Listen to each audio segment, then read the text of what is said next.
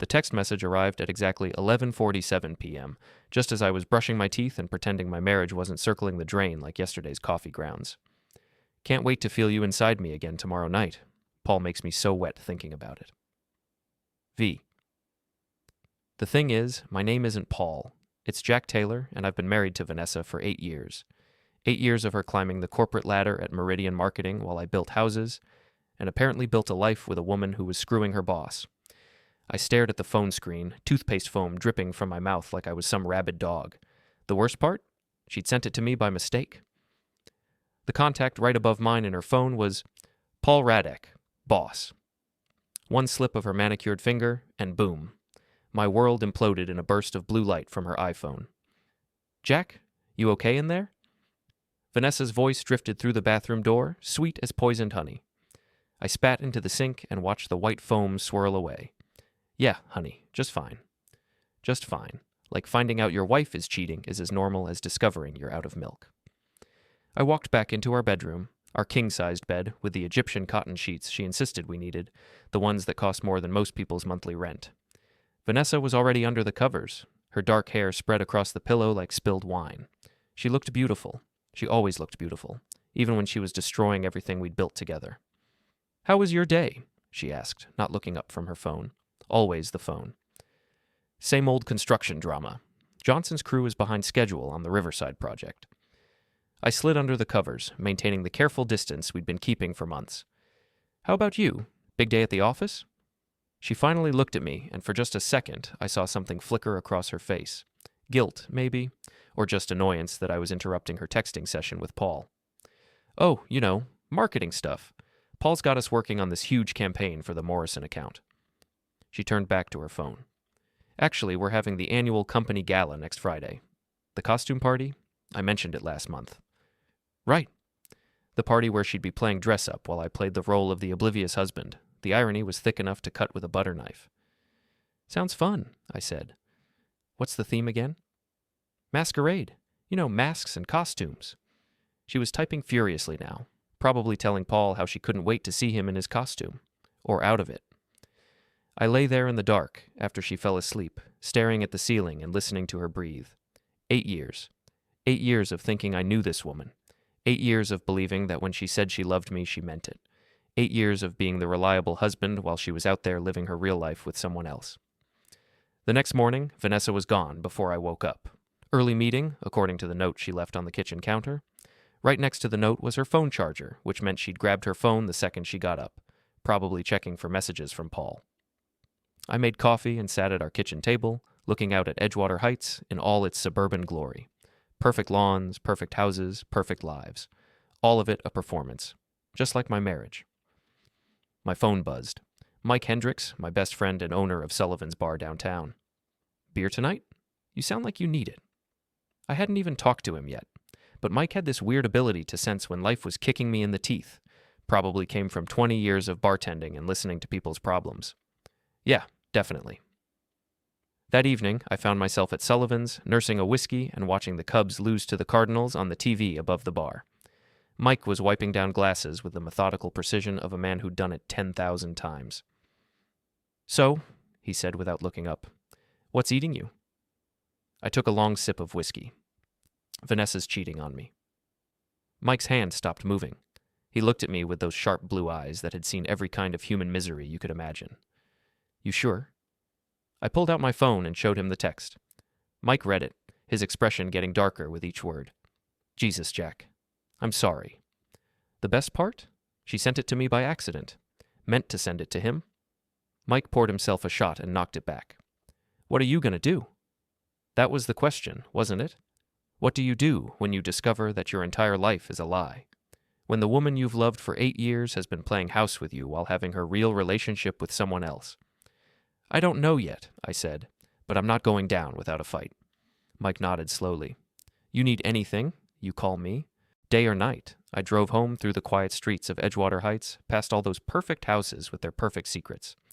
When I pulled into our driveway, Vanessa's car was already there. She was probably inside, texting Paul about how boring her husband was, how he didn't understand her like Paul did.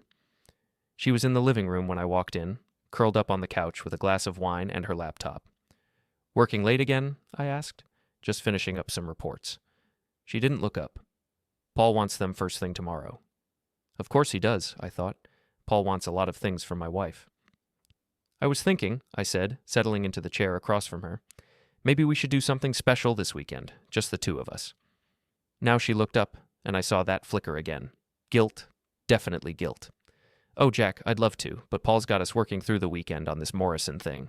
You know how it is. I knew exactly how it was. Paul had her working, all right, just not on any marketing campaign. Right. Well, maybe after the party on Friday we can... Actually, she interrupted, there's an after-party at Paul's place. Just the senior staff. I'll probably be pretty late. The after-party at Paul's place, where she'd probably spend the night working on their special project. I smiled at her, the same smile I'd been giving her for months while she systematically destroyed our marriage. That sounds great, honey. I'm sure you'll have a wonderful time. And I meant it.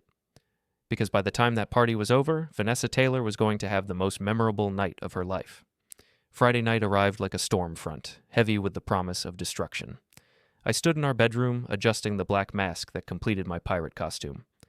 The irony wasn't lost on me. Here I was, dressing up as a thief while my wife prepared to steal what was left of our marriage. Vanessa emerged from the bathroom in her Catwoman costume, all black leather and curves that I used to know by heart. She looked stunning, which made everything worse. Beautiful women always think their beauty gives them permission to break things. How do I look? She asked, doing a little spin that made the leather creak. Like trouble, I said, and we both laughed because she thought I was joking. The Meridian Marketing Annual Gala was being held at the Grandview Ballroom downtown, one of those old-money venues with crystal chandeliers and marble floors that echoed every whispered secret. We arrived fashionably late, which seemed appropriate since our marriage had been fashionably over for months.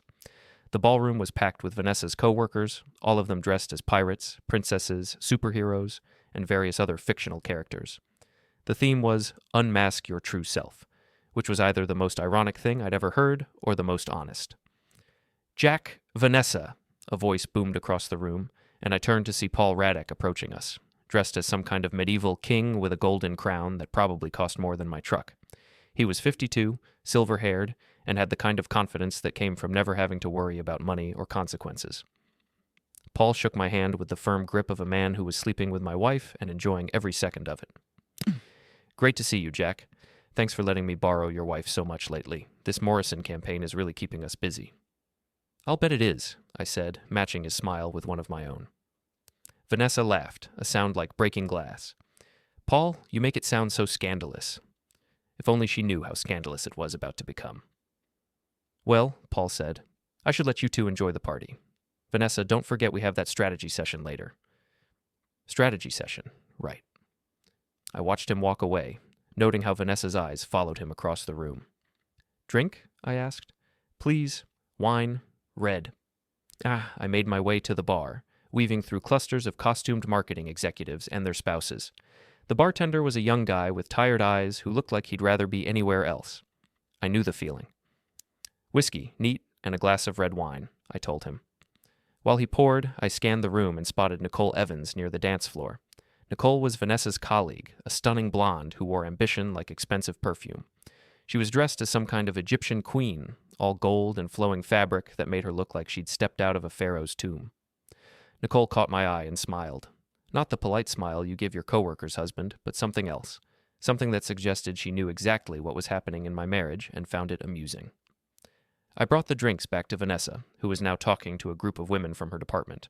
They were discussing the Morrison campaign with the intensity of generals planning a military operation. The key, Vanessa was saying, is understanding what the client really wants versus what they think they want. Paul's brilliant at reading between the lines. Paul was brilliant at something, all right. The evening dragged on with the surreal quality of a fever dream. I made small talk with people I barely knew about subjects I didn't care about while my wife flirted with her boss 10 feet away.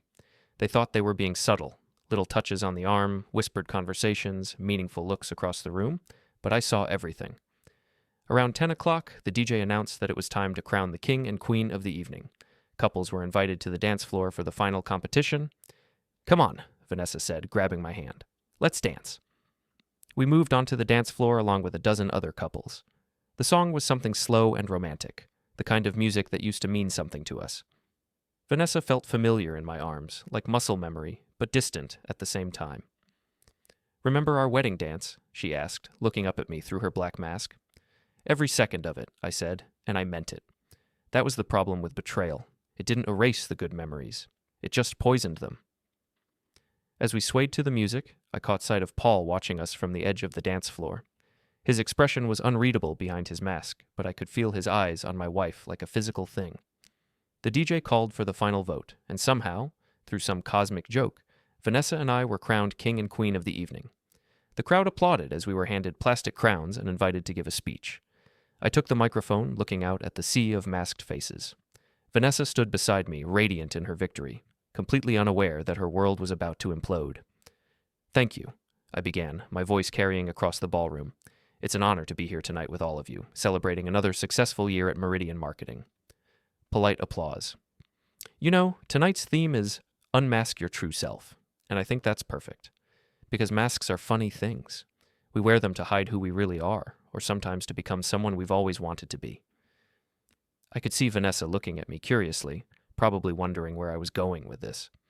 But the thing about masks is that eventually they come off, and when they do, we see people for who they really are. The room was getting quieter now, sensing that something was happening. For instance, some people might look like devoted wives and loving partners, but underneath the mask, there's something else entirely. Vanessa's hand touched my arm. "Jack, what are you—" I pulled out my phone and held it up so everyone could see the screen. "Some people send text messages to the wrong person," I said, my voice carrying clearly through the sound system. Messages like, "Can't wait to feel you inside me again tomorrow night. Paul makes me so wet thinking about it." The silence that followed was deafening. You could have heard a champagne flute drop. I looked directly at Paul, who had gone pale behind his golden mask. The funny thing is, my wife sent this to me by accident. Meant to send it to her boss, Paul Radek. You know Paul. He's the one in the king costume who's been screwing my wife for God knows how long. The room erupted. Gasps, whispers, a few nervous laughs. Someone's phone was definitely recording this. Vanessa grabbed for the microphone, but I stepped back. "So here's to unmasking our true selves," I said, raising my whiskey glass. "To my wife Vanessa, who's apparently been working very hard on the Morrison account, and to Paul, who's been giving her all kinds of hands-on experience." I dropped the microphone, and the feedback screech that followed seemed appropriate for the moment. Paul was pushing through the crowd toward me, his face twisted with rage. "You snake!" He took a swing at me, but 8 years of construction work had kept me in better shape than his executive lifestyle had kept him. I sidestepped easily, and he stumbled forward into the elaborate cake display, sending 3 tiers of buttercream and fondant crashing to the floor. The crowd gasped again as Paul struggled to his feet, covered in cake and humiliation. Security was moving toward us now, but I was already walking away, my plastic crown still on my head. "Jack!" Vanessa's voice followed me across the ballroom. "Jack, wait." But I didn't wait. I walked out of that ballroom and into the cool October night, leaving behind 8 years of marriage and a room full of people who would be talking about this for years. My phone started buzzing before I even reached my truck. Text messages, missed calls, notifications from social media. Word was already spreading through Edgewater Heights like wildfire. I sat in my truck for a moment, looking back at the Grandview ballroom. Through the tall windows, I could see the chaos inside. People clustered in groups, gesturing wildly, probably trying to piece together what they'd just witnessed. My phone rang. "Mike." "Holy shit, Jack. Please tell me you didn't just do what I think you did." "Depends what you think I did." Jenny Morrison was at that party. She just called her sister, who called my wife, who called me.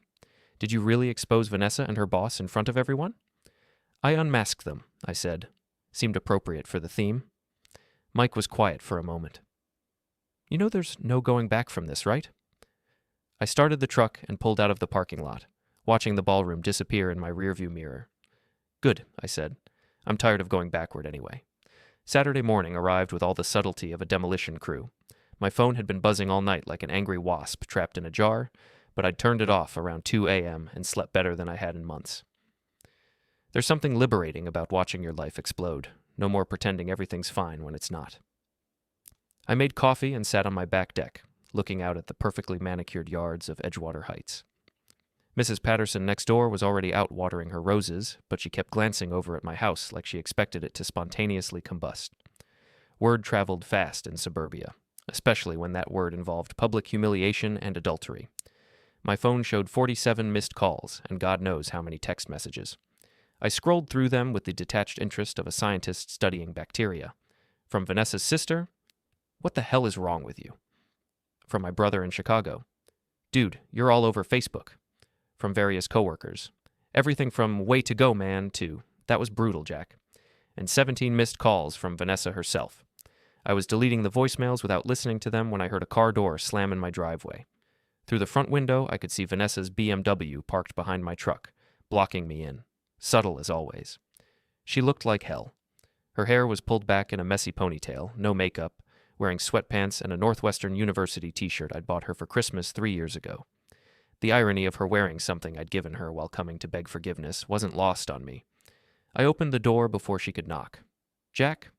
She looked like she'd been crying, which was probably true. "We need to talk." "Do we? Because I thought you said everything you needed to say in that text message." She flinched. "That was a mistake. I never meant for you to see that." "Right. You meant to hide it better. That makes it so much worse, Vanessa." I stepped aside and let her in, mainly because I didn't want Mrs. Patterson getting a free show with her morning roses. Vanessa walked into our living room like she was entering a crime scene, which I suppose she was, the scene of our murdered marriage. "How long?" I asked. "Jack, please, how long have you been sleeping with your boss?" She winced at the word. Vanessa always preferred euphemisms. Making love, being intimate, having relations. 3 months, she said quietly. 3 months. 90 days of coming home to me, kissing me hello, asking about my day, all while she was planning her next encounter with Paul. "Why?" I asked. She sat down on our couch, the one we'd picked out together when we first moved to Edgewater Heights. Everything in this house was a monument to our shared life, which made her betrayal feel like vandalism. "I don't know," she said. "It just happened." Bullshit. Affairs don't just happen. They're planned, they're chosen. Every single time you met him, every lie you told me, every time you came home and pretended to be my wife, those were all choices. Tears were streaming down her face now, but I felt nothing. It was like watching a movie about someone else's life. "I love you, Jack. I never stopped loving you." "You have a funny way of showing it." My phone buzzed. Text message from Nicole Evans. "Heard about last night. You okay? Call me if you need to talk." Interesting. Nicole had never shown any interest in my well-being before. "Who's that?" Vanessa asked, noticing me check my phone. "Nicole, from your office. She's concerned about my welfare." Something flickered across Vanessa's face. Jealousy, maybe, which was rich considering she'd been cheating on me for 3 months. "Jack, please. Can we try to work this out? Maybe counseling." "Counseling?" I laughed, and it came out harsh and bitter. "What would we tell the therapist? That you've been screwing your boss, but you'd like to schedule it better so it doesn't interfere with our marriage? It's over with Paul. I ended it." "When?" "Last night, after what happened." "So you ended it because you got caught, not because it was wrong." She didn't have an answer for that. My phone rang. "Mike, I need to take this," I told Vanessa. "Jack, thank God. Are you all right? Jenny Morrison said Vanessa's been calling around looking for you." "I'm fine. She's here now, actually." "Want me to come over?" "No, I've got this." After I hung up, Vanessa was staring at me with an expression I couldn't read. "Everyone's talking about us," she said. "Everyone was already talking about us, Vanessa. They just didn't know we could hear them. Paul's furious. He's talking about suing you for defamation." I laughed. "Good luck with that. Truth is an absolute defense against defamation. Besides, I've got your text messages. I could lose my job. You should have thought about that before you decided to screw your boss." She was crying harder now, but I still felt nothing. It was like my emotional circuit breaker had tripped, shutting down everything to prevent a total system failure. "What do you want from me, Jack? What can I do to fix this?" I looked at her, really looked at her, and tried to remember why I'd fallen in love with her 8 years ago. She'd been different then. Ambitious but not ruthless, confident but not arrogant. Or maybe she'd always been this person, and I'd just been too blind to see it. "I want you to leave," I said. "Leave? Pack your things and get out of my house." "Our house, Jack. We bought this together. We bought it with my money. The down payment, the mortgage payments, all of it. Your salary went to your car, your clothes, your girls' trips to Napa Valley. This house is mine." She stood up. And for a moment I saw a flash of the real Vanessa underneath all the tears and remorse. Cold, calculating, already thinking about how to minimize her losses. "Fine," she said. "I'll get my things." She went upstairs, and I could hear her moving around our bedroom, opening drawers and closets. It should have felt sad, the end of 8 years together, but mostly I just felt tired. When she came back down with 2 suitcases, she paused at the front door. "I'm staying at my sister's for now," she said, "in case you change your mind." "I won't. Jack, Goodbye, Vanessa." After she left, the house felt different. Not empty, exactly, but clean. Like I'd finally opened all the windows and let the stale air out. I was putting her coffee mug in the dishwasher when my phone rang again. Unknown number. "Hello? Is this Jack Taylor?" The voice was unfamiliar, professional. "Yes. This is Detective Sarah Walsh with the Edgewater Heights Police Department. I'm calling about an incident that was reported this morning." "What kind of incident?" "Someone reported that you threatened your wife and her employer at a public event last night. I'd like to ask you a few questions." "Paul, that snake was trying to have me arrested." "Am I under arrest?" "No, sir. I just need to get your side of the story." I told her exactly what happened, leaving out nothing. The text message, the affair, my speech at the party. When I finished, there was a long silence. "Mr. Taylor, did you threaten anyone last night?" "No, I exposed them." "There's a difference." "And you have proof of this affair?" "Text messages, photos, witnesses. Paul Radek has been sleeping with my wife for 3 months." Another silence. "Mr. Taylor, I'm going to close this complaint. What you did was embarrassing, but it wasn't illegal. However, I'd suggest you be careful going forward. Emotions are running high, and people sometimes do things they regret." After she hung up, I realized that Paul's attempt to have me arrested had backfired. Now the police knew about the affair too, which meant it would spread even further through the community. I smiled for the first time in 24 hours. The war was just beginning, and Paul Radek had no idea what he was up against. Monday morning brought a new reality. I arrived at the Riverside construction site to find my crew already hard at work, but the atmosphere was different. Conversation stopped when I walked by, then resumed in whispers. Word had spread through the construction community faster than a safety violation report. Tommy Martinez, my foreman, approached me with a grin that could have powered the whole job site. "Boss," he said, "you're a legend. My wife saw the video on Facebook. Said you had balls the size of church bells." "There's a video?" 3 different angles. It's gone viral. "Unmask, your true self" is trending on Twitter. Great. My public humiliation of my cheating wife had become a social media phenomenon. "Tommy, I need you to handle the site today. I've got some personal business to take care of." "You got it, boss. And hey, if you need anything at all, you just say the word." The loyalty felt good. These guys understood betrayal, understood what it meant when someone stabbed you in the back. In construction, your word was everything. If you couldn't trust someone, you couldn't work with them. I drove to Sullivan's bar, knowing Mike would be there doing inventory and prep work. I needed to talk to someone who'd known me before I became the guy who exposed his cheating wife at a costume party. Mike was stocking beer in the coolers when I walked in. He looked up and shook his head. "You look like shit," he said. "Thanks. You always know just what to say." "Seriously, Jack, how are you holding up?" I sat at the bar and Mike poured me a coffee without asking. We'd been friends since high school, and he knew I didn't drink before noon unless someone had gone. "She moved out yesterday," I said. "Good. What about the house?" "Mine. What about Paul? Heard anything through the grapevine?" Mike's expression darkened. "That's actually why I'm glad you're here.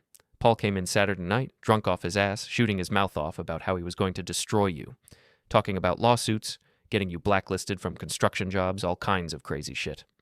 He tried to have me arrested yesterday." "Figures. Look, Jack, I've been thinking about this. Paul Radek has money and connections. He could make things difficult for you if you let him." "What are you suggesting?" "I'm suggesting you don't let him." Before I could ask what he meant, my phone buzzed. Text from Nicole Evans. "Can we meet? I have information you need to hear." I showed Mike the message. "Nicole Evans," he said. "The blonde from Vanessa's office? The one who looks like she could sell ice to Eskimos?" "That's her." "What do you think she wants?" "Only one way to find out." I texted back, "Sullivan's bar on 5th Street. 1 hour." Nicole arrived exactly on time, which told me something about her character.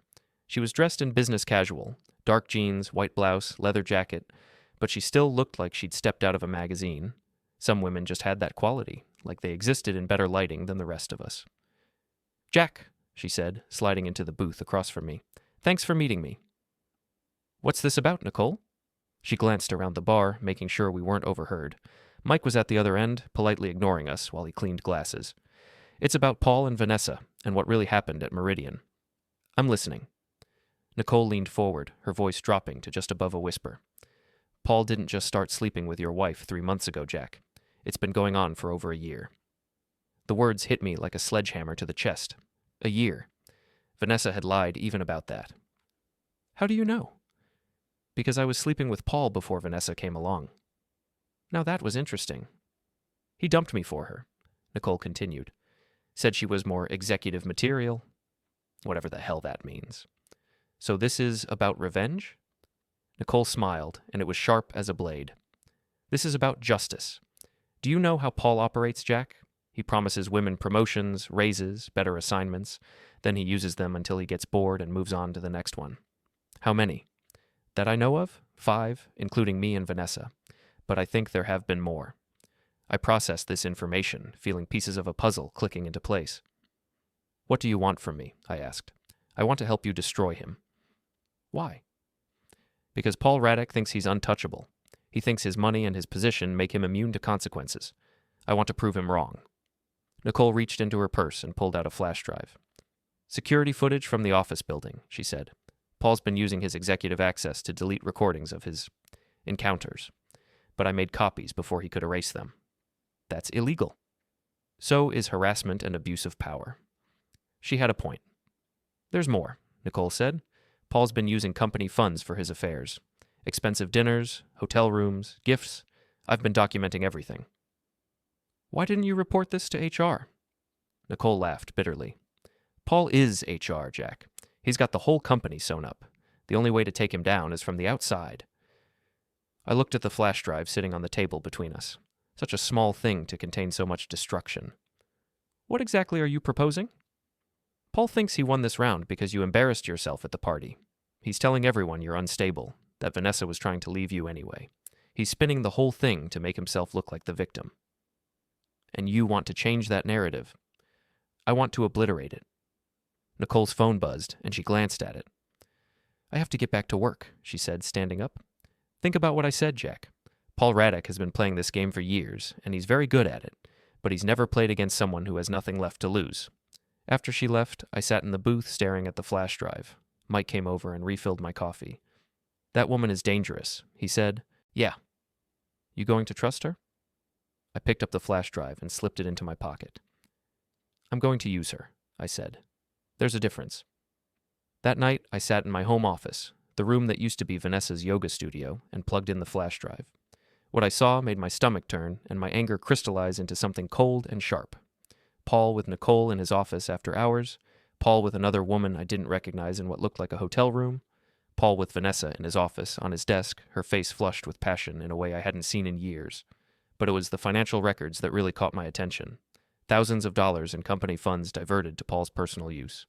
Dinners at 5-star restaurants, weekend trips to luxury hotels, jewelry purchases that probably ended up around the necks of his various conquests. Paul Radek wasn't just a cheating bastard. He was a thief. I made copies of everything and stored them in multiple locations. Then I started planning. If Paul wanted to play games, I'd show him what a real player looked like. The construction business had taught me patience, precision, and the importance of a solid foundation. You couldn't build anything lasting without the right groundwork. It was time to lay the foundation for Paul Radek's destruction. The next few weeks fell into a rhythm of careful planning and strategic patience. I went to work, managed my construction projects, and played the role of the wounded husband trying to pick up the pieces of his shattered life.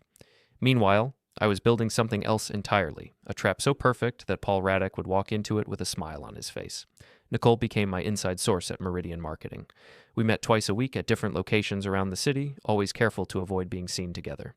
She fed me information about Paul's movements, his meetings, his habits. In return, I shared my plans for his destruction. "He's getting cocky," Nicole told me during one of our meetings at a coffee shop downtown. "Thinks he weathered the storm from your little party stunt. He's even bragging about how he handled the situation." "Good. Overconfidence makes people careless." There's something else, Nicole said, stirring her latte with unnecessary focus. Vanessa's been trying to get her job back. That got my attention. I thought Paul fired her after the party. He did, but apparently she's been calling him, begging for another chance, says she'll do anything to make it right. The image of my ex-wife groveling to her former lover should have given me satisfaction, but instead I felt nothing. Vanessa had made her choices, and now she was living with the consequences. Is he going to take her back? Nicole smiled, and it wasn't pleasant. Paul doesn't like damaged goods. He's already moved on to his next conquest. Jennifer Walsh from the accounting department. 26 years old, fresh out of college, completely naive about what she's getting into. Perfect. That gives us leverage. How? I pulled out my phone and showed Nicole a series of photos I'd taken the night before. Paul's BMW parked outside a downtown hotel. Paul and a young blonde woman entering the hotel together. Paul's company credit card receipt for the room, which I'd obtained through a contact at the hotel. Jennifer Walsh? Nicole asked. Jennifer Walsh? And these photos are time-stamped during business hours when Paul was supposed to be in a board meeting? Nicole's smile widened. You've been busy. I'm just getting started. That evening, I sat in my truck outside Paul's house in Willowbrook Estates, the most expensive neighborhood in Edgewater Heights. His house was a monument to excess, 6,000 square feet of marble and glass that screamed, I have more money than taste. Paul's wife, Margaret, was a thin, elegant woman who spent her days at the country club and her evenings hosting dinner parties for other wealthy wives who pretended not to know their husbands were cheating on them. She'd been playing the role of the perfect corporate wife for 25 years, and I was about to give her a reason to stop. I waited until Paul left for work the next morning, then walked up to the front door and rang the bell. Margaret Radek answered, wearing a silk robe and holding a cup of coffee. She was still attractive at 50, but there was something brittle about her, like expensive china that had been cracked and glued back together too many times. Mrs. Radek, I'm Jack Taylor. I think we need to talk. Recognition flickered in her eyes. She'd heard about the party, of course. Everyone in Edgewater Heights had heard about the party. Mr. Taylor, what can I do for you? I have some information about your husband that I think you should see. She stared at me for a long moment, then stepped aside to let me in. Margaret's living room looked like a museum, all white furniture and abstract art that probably cost more than most people's cars. She gestured for me to sit on a couch that felt like sitting on a cloud made of money. Coffee? She asked. Please. She returned with a cup of coffee and fine china that I was afraid to touch. Margaret sat across from me, her posture perfect, her expression carefully neutral. I assume this is about Paul's affair with your wife, she said. Her directness surprised me. You knew? Mr. Taylor, I've been married to Paul for 25 years. I've known about every single one of his affairs. Then why? Why do I stay? Margaret sipped her coffee delicately. Security, lifestyle, the knowledge that Paul's little flings never last more than a few months. He always comes back.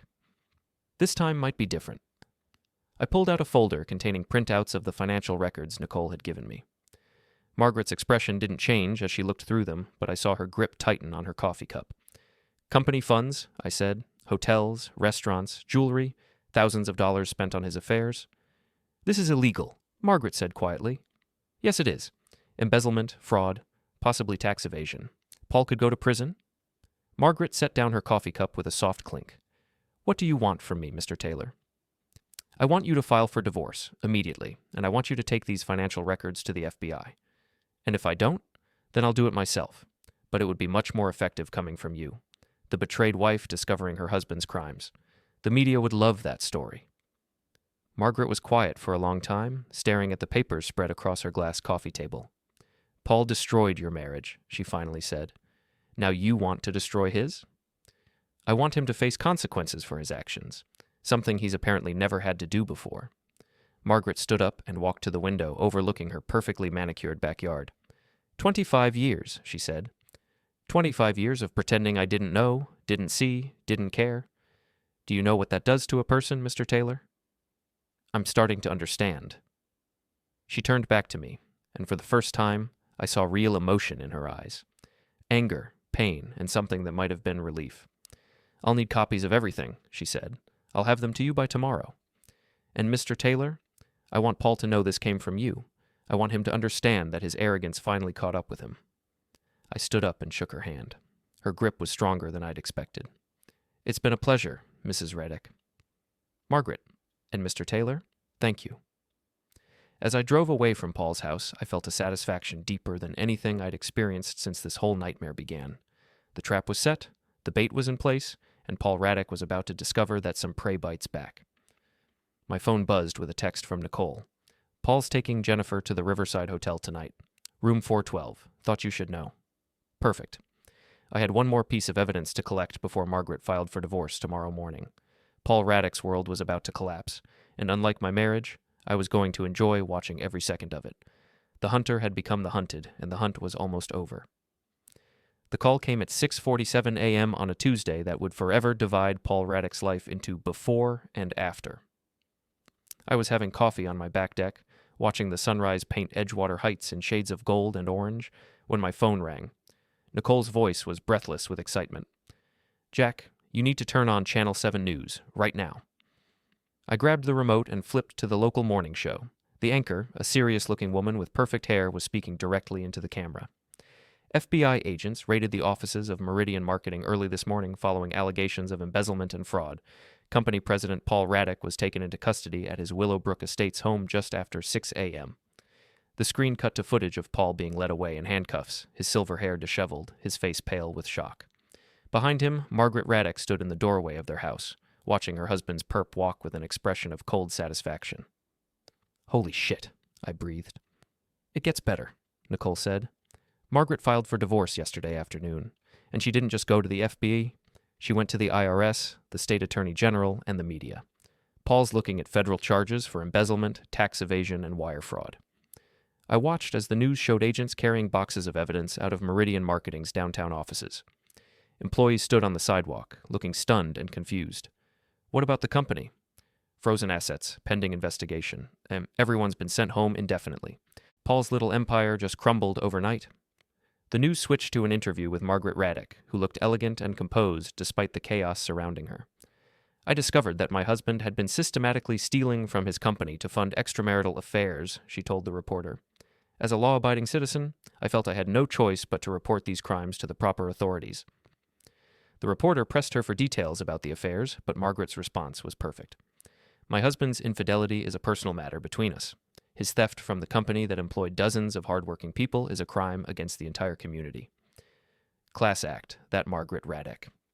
My phone was buzzing with calls and texts, but I ignored them all except one, Mike. "Jesus Christ, Jack. Did you have something to do with this?" I may have provided Mrs. Radek with some information that helped her make an informed decision about her marriage. "You magnificent bastard. Paul Radek is finished." He was right. Even if Paul somehow avoided prison time, his reputation was destroyed. No one would ever trust him with money or responsibility again. He'd gone from corporate executive to social pariah in a single morning. But I wasn't done yet. Around noon, I drove to the Starbucks, where Vanessa had been spending her unemployed days, nursing lattes and working on her laptop, probably updating her resume and trying to figure out how to explain her connection to the Paul Radek scandal. She was sitting in her usual corner spot, looking smaller and more fragile than I'd ever seen her. The confident, ambitious woman I'd married had been replaced by someone who looked lost and defeated. "Hello, Vanessa." She looked up, startled. "Jack, what are you doing here?" "I wanted to see how you were handling the news about Paul." Her face crumpled. "It's horrible. The FBI questioned me for 3 hours yesterday. They think I might have known about the embezzlement." "Did you?" "Of course not. I had no idea Paul was stealing money. I thought he was just successful." I sat down across from her, noting how she couldn't quite meet my eyes. "Vanessa, I want you to know something. Paul's downfall, that was me." Now she looked at me, her eyes wide with shock. "What?" "I gave Margaret Radek the evidence that destroyed her husband. The financial records, the photos, all of it. I wanted Paul to pay for what he did to our marriage." Vanessa's mouth opened and closed like a fish gasping for air. You did this?" "I told you there would be consequences for your choices. I just didn't tell you what they would be." "Jack, you don't understand. Paul's lawyer says anyone connected to him could be charged as an accessory. I could go to prison. That's not my problem anymore." I stood up to leave, but Vanessa grabbed my arm. "Please, Jack. I know I hurt you, but I never meant for any of this to happen. Can't we work something out?" I looked down at her hand on my arm, then back at her face. For just a moment, I saw the woman I'd fallen in love with 8 years ago. But that woman was gone, replaced by someone who'd made choices that led us both to this moment. You made your bed with Paul Radek, I said, gently removing her hand from my arm. Now you get to lie in it. I walked away and didn't look back. That evening, I was grilling a steak on my back deck when Nicole appeared at my fence gate. She was carrying a bottle of champagne and wearing a smile that could have lit up the whole neighborhood. Celebrating? I asked, letting her into my yard. Aren't you? Paul Radek is finished, Vanessa's facing possible criminal charges, and you've emerged from this whole mess as the wronged husband who got justice. It's perfect. She was right, but something was bothering me. Nicole had been too helpful, too eager to assist in Paul's destruction. People didn't usually go to such lengths for revenge unless there was something more at stake. Nicole, can I ask you something? Anything. Why did you really want to help me destroy Paul? And don't say it was just because he dumped you for Vanessa.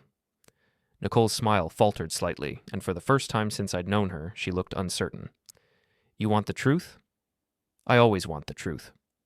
She set down the champagne and leaned against my deck railing. Paul didn't just dump me for Vanessa. He cost me a promotion I'd worked for 3 years to earn. He promised it to me if I slept with him, then gave it to Vanessa when she came along. Said she was better executive material. That's harassment. Try proving it. Paul was careful never to put anything in writing, never to leave evidence. It was my word against his, and he had all the power. I understood now. Nicole hadn't just wanted revenge.